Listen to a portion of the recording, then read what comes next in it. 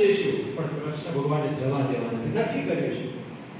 અને અક્રૂરજી રથમાં કૃષ્ણ ભગવાનને લઈને જે નીકળે છે, ગોપીઓ આવી છે આડી અને બ્રિટિશે કર્યું છે કે આપણે સુઈ જવું, આપણા ઉપરથી રથ ચલાવીને જવું હોય તો ભલે જાય, પણ કૃષ્ણ ભગવાનને જવા દેવા નથી.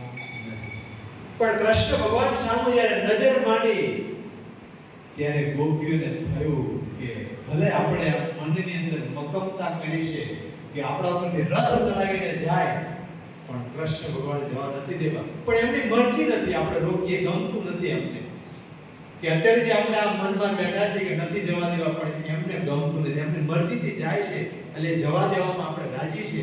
અને ગોપીએ બધે જ હાથ જોડીને પ્રેમથી વિદાય આપી કે જાઓ, કારણ કે પ્રિયતમની મરજી નથી. પ્રિયતમની મરજી નથી તો પરાણે આપણે રોકાવાય, આગ્રહ ન કરાય. એટલે કૃષ્ણ ભગવાનને જવા દે છે. આ દ્રષ્ટાંત ભગવાન સ્વામિનારાયણ કાર્યાની 11 વચનામૃતમાં આપે છે કે પ્રિયતમની મરજી ક્યારેય લોપે નહીં. એમ સત્પુરુષને વિશે જો સાચું હેત હોય તેના બધી જ આજ્ઞાઓ પછી ઘર સભા હોય કે રવિ સભા હોય કે પૂજા હોય, નાની મોટી જે બી આજ્ઞા છે એ આજ્ઞા પડાય. અને એ આજ્ઞા પડાય તો મધ્યનું 51મું વચનામૃત ભગવાન સ્વામીએ લખ્યું છે કે સત્પુરુષની આજ્ઞા પ્રમાણે જે વર્તે છે એ જ આત્મા સત્તા રૂપે વર્તે છે. તો આયુ ફરીને હવે પહેલે ખાલી 5 મિનિટમાં રિવિઝન કરી લઈએ. શું વાત કરે છે કે મોક્ષ માટેની વાત પહેલું. તો એમાં પ્રધાન કોણ આવશે? માતા દેવહૂતિ. કપિલદેવ ભગવાનને પ્રશ્ન, આપણે સિદ્ધપુર પાસે બિંદુ સરોવર છે ને, ત્યાં જ આ પ્રશ્ન પૂછાયેલો છે. પોતાના દીકરા કપિલદેવ ભગવાન ભગવાનનો અવતાર છે, પણ તેમ છતાં કપિલદેવ ભગવાન એવું નથી કહેતા કે હું ભગવાન છું, તારો દીકરો છું, શું ચિંતા કરે, તારું કલ્યાણ આમ કરી નાખીશ. પણ શું બતાવી? ચેનલ જે છે, શાસ્ત્રની જે રીત છે, ચેનલ બતાવી. જેમ કંપની વાળો ડાયરેક્ટ તમને માલ નહીં આપે, શું કહે છે?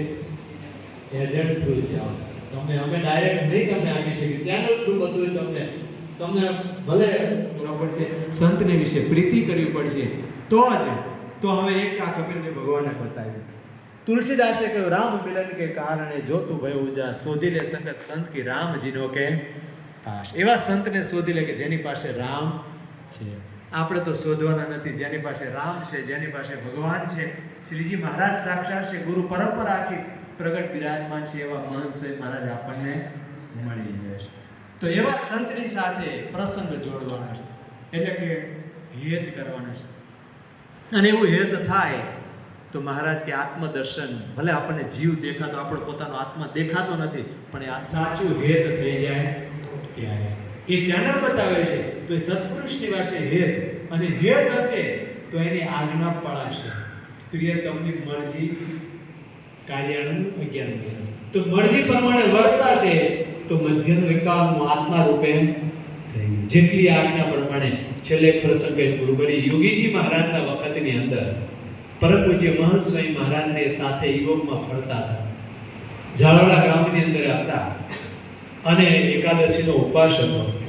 યોગી મહારાજને પધરામણી ગયા અને વિનુભાઈ એમને કહ્યું કે તમે આ મધ્યનું 51 વચન મુખપાઠ કરી નાખો.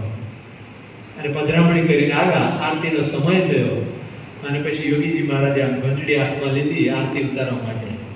એ વખતે યોગીજી મહારાજ બોલ્યા, મહંત સ્વામી મહારાજને આગળ વાત કરે વિનુ ભગત કે સત્પુરુષની આજ્ઞાથી ખાલી ઘંટડી વગાડે ને તો પણ આત્મા રૂપે હું આત્મા છું, આત્મા છું, આત્મા છું. એ આત્મા એમ નથી.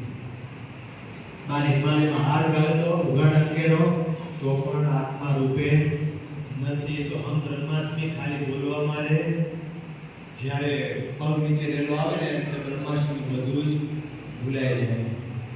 એ બ્રહ્માસ્મિ નથી. સત્પુરુષની આજ્ઞા પ્રમાણે જેટલો વર્તે છે એટલો આત્મા રૂપે વર્તે છે. એટલે પરમ પૂજ્ય પ્રમુખ સ્વામી મહારાજ કહેતા કે જેટલી રવિ સભા ભરે ને એટલે આત્મા રૂપે થયો, જેટલી પૂજા કરે એટલે આત્મા રૂપે થયો, જેટલી ઘર સભા કરે એટલી આત્મા રૂપે. અને સત્સંગમાં આવે તો સ્વામી હવે ચોક જ ખાઈએ, આમ તો રોજ ખાતા તો ખવાઈ જાય છે. એનો અર્થ શું થયો?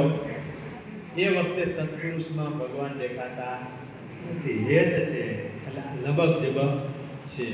તો સત્પુરુષ વિશે દ્રઢ રીતે એટલે સંતનો મહિમા શાસ્ત્રોમાં લખ્યો છે અને એવા સંત આપણને મળ્યા છે. કારણ કે ભજી લે ભગવાન સાચા સંતને મળી એવા સંતને આપણને મળ્યા છે. એ સંતના વચન પ્રમાણે વર્તી અને આત્મા સત્તારૂપ રહીને અક્ષરમા પુરુષોત્તમ દાસોશ્રીને જે મંત્ર આપ્યો છે એ આપણે સિદ્ધ કરી અને આપણે એકાંતિક ધર્મ સિદ્ધ કરી અક્ષર મુક્તોની પંક્તિમાં બેસી શકીએ એવી બળબુદ્ધિ શક્તિ મહારાજ સ્વામી આપે. જેમના ચરણોમાં પ્રાર્થના. શ્રી સ્વામિનારાયણ ભગવાન. અદ્ભુત વાતો પૂજ્ય અભયરત્ન સ્વામીએ આપણને કરી છે. આજે પારાયણના દ્વિતીય દિવસે પૂજ્ય વિદ્યારત્ન સ્વામી તેઓ પણ આપણને આગળ કથા વાર્તાનો લાભ આપવાના છે. પૂજ્ય વિદ્યારત્ન સ્વામીનો પરિચય પ્રાપ્ત કરીએ. તેઓએ 1989ની સાલમાં પ્રમુખ સાંઈ મહારાજના વરદ હસ્તે દીક્ષા ગ્રહણ કરી. ત્યારબાદ તેઓએ ઉકાઈ મંદિરમાં ઘણા બધા વર્ષો સુધી તેઓએ સેવા કરી અને છેલ્લા 26 વર્ષથી મહેસાણા ખાતે તેઓ અલગ અલગ પ્રકારની બધી સેવાઓ કરી રહ્યા છે. તેઓએ શરૂઆતના વર્ષોની અંદર મહેસાણા છાત્રાલયના સંચાલક તરીકે સેવા કરી, ત્યારબાદ ખેરવાની અંદર છાત્રાલયના સંચાલક તરીકે સેવા કરી અને અત્યારે મહેસાણા શહેરમાં સત્સંગ વૃત્તિની સેવા ખૂબ જ અંદરથી કરી રહ્યા છે. એવા પૂજ્ય વિદ્યારત્ન સ્વામીને વિનંતી કરીએ કે આપણને આગળ કથા વાર્તાનો લાભ આપે. પૂજ્ય વિદ્યારત્ન સ્વામી. अक्षर पुरुषोत्तम महाराज श्याम रामचंद्र भगवान राधा कृष्ण भगवान जय गुणानितानंद स्वामी महाराज जय भगत जी महाराज जय शास्त्री जी महाराज जय योगी जी महाराज जय प्रमुख स्वामी महाराज जय महंत स्वामी महाराज जय सूरत अक्षरधाम महोत्सव जय जय. આજનો વિષય છે બીએપીએસ સંસ્થા હિન્દુ ધર્મ માટે શું કાર્ય કરે છે. નવો વિષય આવશે તમારા માટે ઘણા બધા. બીએપીએસ સંસ્થા અત્યારે જે કાર્ય કરે છે એની વિશેષ વાતો કરીએ. 1889ની સાલની અંદર વિવેકાનંદ સ્વામીએ મદ્રાસમાં પ્રવચન કર્યું અને તે વખતે તેમણે વાત કરેલી કે ભારતીય સંસ્કૃતિનો વિજય એ કે છે કે સંસ્કૃતિથી એ કે છે કે આગળ વધશે અને દુનિયામાં પ્રવર્તશે. 2005માં જ્યારે દિલ્હીનું ક્ષેત્ર બન્યું તે દશરથભાઈ પટેલ જેણે ભારત માટે પરદેશમાં કલ્ચરલ ફેસ્ટિવલ્સનું આયોજન કરેલું. અમદાવાદમાં NID national of design college ખોલેલી કે જેથી કરીને બધાને ભારતીય સંસ્કૃતિનું જ્ઞાન રહે. જ્યારે મેં દિલ્હી એક્ઝામ જોયું ત્યારે એક વાત કરી કે મારા મનમાં હંમેશા એક વાત રહેતી કે દુનિયાની દરેક વસ્તુનું ગ્લોબલાઇઝેશન થાય છે. જેમ વેપાર આપણે ચીનથી આયાત કરીએ છીએ, આપણી વસ્તુ ચીનમાં જતી બહાર જતી હોય, એમ ગ્લોબલાઇઝેશન ઓફ રિલિજન થવું જોઈએ. ધર્મનું પણ વૈશ્વિકીકરણ થવું જોઈએ કે એનો પ્રચાર પ્રસાર દેશ પ્રદેશમાં થાય. હિન્દુ સંસ્કૃતિનો આવું થવું જોઈએ. જ્યારે દિલ્હી એક્ઝામ જોઈએ અમે લોકો આપણી સંસ્થા જ્યારથી આદિવાસી તરફ ફરવા માંડી તો અત્યારે 900 જેટલા ગામો ટોટલી પાછા હિન્દુ થઈ ગયા. 2000 ગામડામાંથી 900 ગામ હિન્દુ થઈ ગયા અને બાકીના ગામડામાં 10, 15, 20, 25, 50 થાય છે. આના કારણે થાય છે શું કે અહીંયા આપણે જ્યારે આટલું બધું પરિવર્તન થયું અને ઘણી જગ્યાએ કેવું થાય કે એ લોકોએ એના માટે હોલ બનાવ્યો હોય, સ્કૂલ ખોલી હોય, કંઈક છાત્રાવાસ બનાવ્યો હોય, એ પણ મૂકી દેવા પડે અને જતું રહેવું પડે. હવે ધારો કે આપણે મહેસાણા મૂકીએ છીએ બરાબર, કારણ કે ધર્માંતરણ થઈ જાય, કોઈ સ્વામિનારાયણ સત્સંગી ના લે તો મંદિરને શું કરવાનું? આપણે જતા રહીએ ને, કોઈ આવતું ક્રિશ્ચન થઈ ગયું કે મુસલમાન થઈ ગયું, એમ એવા ઘણા સ્થળો છે. અમે શહેરમાં તો રાંધા જિલ્લામાં અમે રાંધા તાલુકો કરીએ છીએ, ત્યાં એક સ્કૂલમાં પ્રવચન કરવા ગયું. મેં કહેલા સ્કૂલ કોને બની એ ક્રિશ્ચન સ્કૂલ છે. તો હવે કે તો કે બધા સ્વામિનારાયણના ભક્તો થઈ ગયા એટલે બધું મૂકી જતા રહ્યા. હવે તો શું એ લોકોના જાણ બની આવશે? એના સેન્ટ્રલ ઓફિસ બેઠીને ખ્યાલ નહીં હોય કે ભાઈ આપણો એક આ છાત્રાલય સ્કૂલ બધું મૂકીને આપણે ભાગવું પડ્યું, કંઈક બધા સ્વામિનારાયણ સત્સંગ હિન્દુ થઈ ગયા. એટલે આની અસર ક્યાં થાય છે? હવે ઇન્ડિયામાં તો આપણે ગરીબ જ્ઞાનો પૈસા આપીને વસ્તુઓ આપીને ધર્માંતરણ કરે છે, પણ પરદેશમાં પણ થાય છે. અમેરિકામાં આપણે વિશેષ અજોડના છે. તો અમેરિકાની અંદર પણ ધર્માંતરણ છે, પણ એને પ્રકાર જુદો છે. કેવો પ્રકાર છે કે ત્યાં લોકો ગરીબ નથી રહેતા, પણ તેનું વાતાવરણ એવું છે કે વરસાદ હોય બરાબર એટલે ક્લબમાં જાય ત્યાં બધા સાધનો બધી ક્લબમાં પસંદ કરે અને જમવામાં એક પણ વેજીટેરિયન આઈટમ શાકાહારી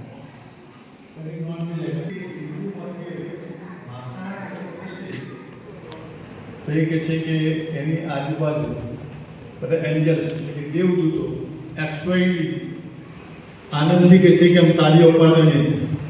97માં એને બાપાના દર્શન કર્યા ને ત્યારથી એને બ્રહ્મસે બધું પૂતો ભાવ. 2007માં આપણે શતાબ્દી મહોત્સવ થયો ને ત્યારે આવ્યા. આપણે કે ના પાડ્યું કે તમે બોલતા જ નહીં, એ વસ્તુ સત્સંગી છો. કારણ કે મુસ્લિમ જગતમાં સીધા જ એના ધર્મના જ કે ડાયરેક્ટ વંશજ આવું બોલે તો ખળભળાટ નહીં. પણ એ કહે છે કે ના, વાત સાચી છે. માન કેવું છે અને 2027 મહોત્સવમાં તમે જોયું, કદાચ વિડીયો પડી ગઈ કે એને બોલ્યા છે કે પ્રમુખ માય ગુરુ ઇઝ માય ગુરુ ઇઝ માય ગુરુ. આમ કરો ગુરુ જાહેર. અને આપણી તો આખા દુનિયામાં આ બધું ડિસ્પ્લે થયું.